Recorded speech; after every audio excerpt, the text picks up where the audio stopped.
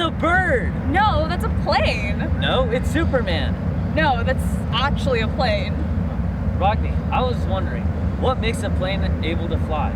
Well, lucky for you, today you're going to learn how an airplane stays in the air by building your own airplane and even flying it.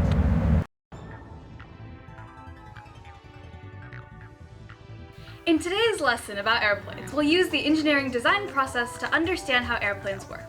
We'll ask questions, make observations, and use our creativity to explore these amazing flying machines. Before we make our airplane launcher and airplane, let's explain the 4 forces that make an airplane fly. Remember, an airplane needs to stay up and go forward in order to fly well. Gravity pulls things down towards the ground. It's a big invisible force that keeps us on Earth. Whenever you jump, you always come back down, and when you let go of something, gravity makes it fall. This includes your plane, which is always being pulled down towards the Earth, even as it's flying.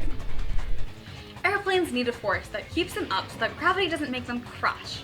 So how are they staying up in the air anyway?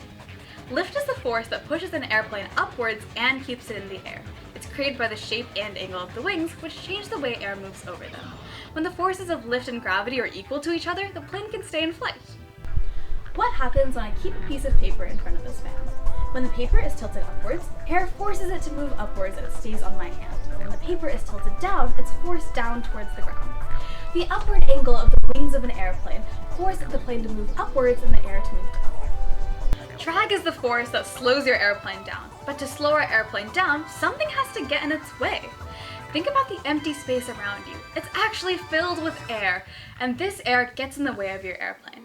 Airplanes have to push the air in front of them out of their way. It's kind of like swimming in a pool. You have to push the water out of the way in order to move forward. Let's see this effect in real life.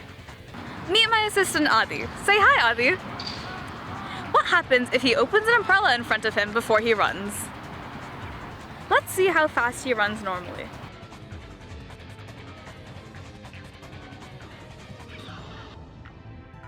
Okay, now let's see how fast he runs with an umbrella.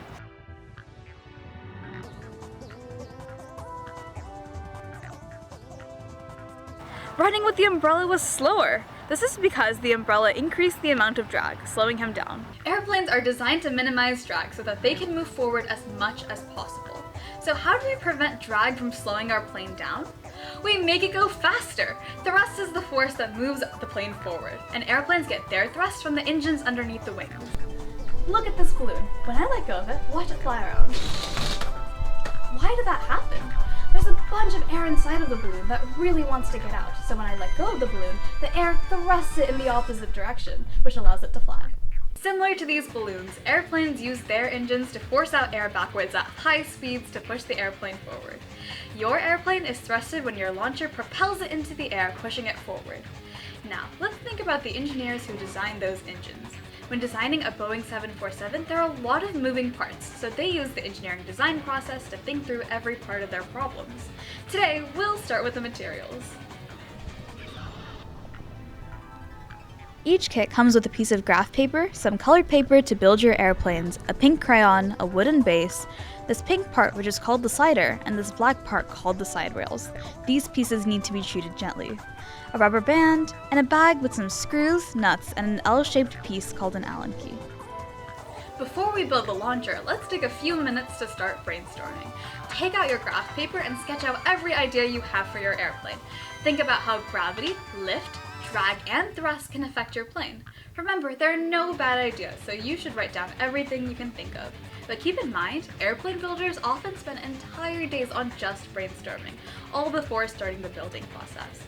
For now, pause the video here for a few minutes and get your ideas sketched out. Now, let's build your paper airplane. Using your sketches, use the construction paper to create the best airplane you can think of. If you're stuck on ideas, here's an example that works super well. To make your paper airplane, take a piece of paper and fold it hamburger style, leaving about 1 inch of space at the end.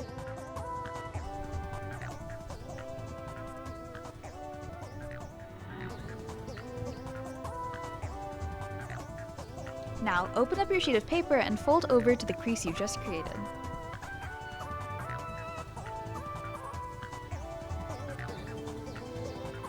Now, fold it over again.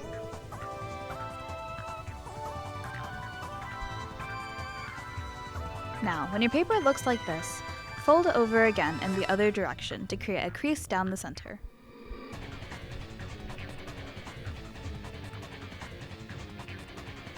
Now, fold the corners over to the central line you just created.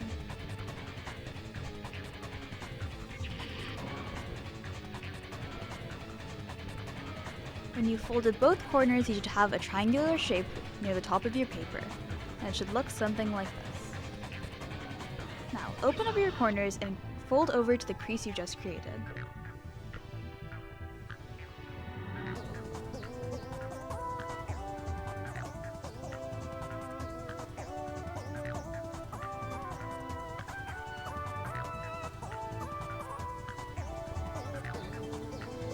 When you're done, you should take these corners and tuck them into the pocket that you created originally.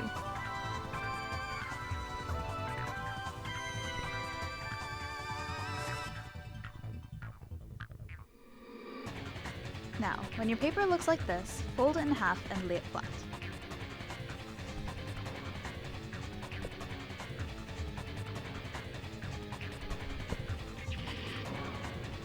Finally, form the wings by folding in on each side.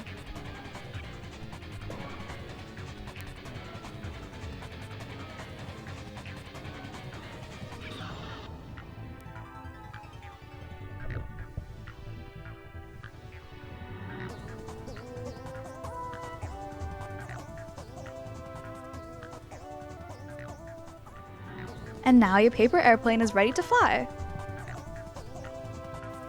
It's important to remember as you design and build that things aren't always perfect on the first try. But this is normal. Our robots rarely work correctly the first time, so we iterate, figuring out what went wrong so we can make it better the next time. Iterating is the process of improving something over and over again until it works just the way you want. But if you want to improve your plane, you have to be consistent with how you test. Humans can't throw the same every time, and that's why we need to build the launcher before we start iterating. First, take the base and make sure the side with the T is facing up. This will be the top side of your base. Take out a screw, a nut, and an Allen key from the bag.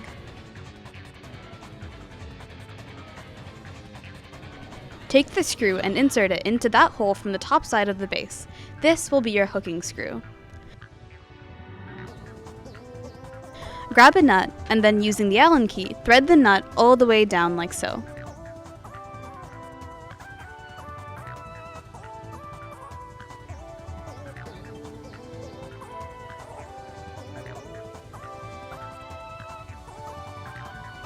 Next, grab another nut and thread it about halfway down the screw.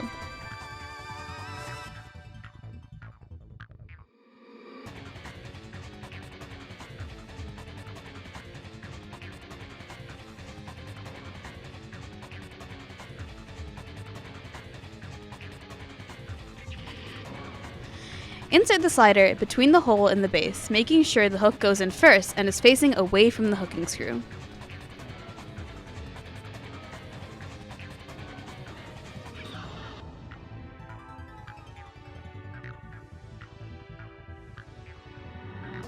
Then, place the side rail over it, making sure the screw holes in the side rail align with the screw holes in the base. Poke the 4 screws into the screw holes on the side rail, making sure that they come out at the bottom side of the base.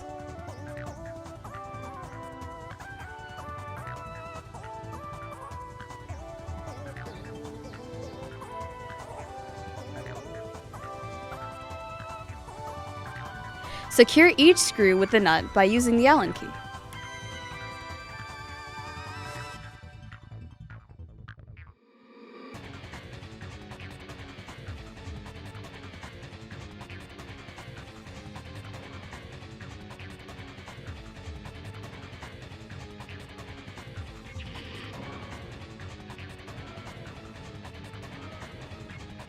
Next, take the crayon and color the top side of the base for about 2 minutes. Try to make it as pink as you can. This is super important for making your airplane fly far.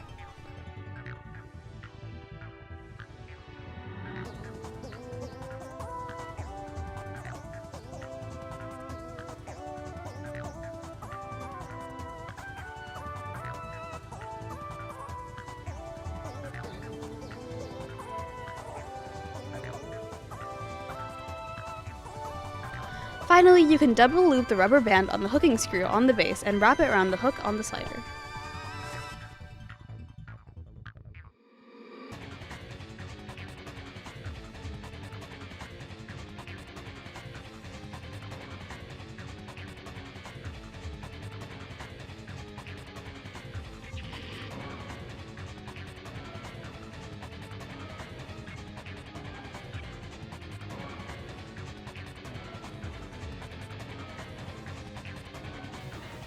Now that you've built the launcher, go ahead and test your airplane right now. If it didn't fly the way you wanted, you always have more paper to work with.